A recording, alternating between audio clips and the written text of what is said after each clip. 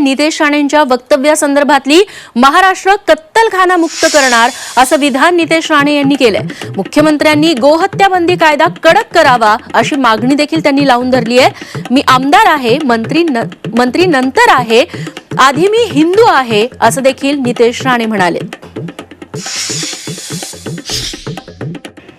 आता गो हत्या बंदी कायदा मी स्वतः फडणवीस साहेबांना सांगेन, मुख्यमंत्री साहेबांना विनंती करेन की त्या कायद्याला अजून कडक करा, जेणेकरून हात कापले पाहिजे। पुढे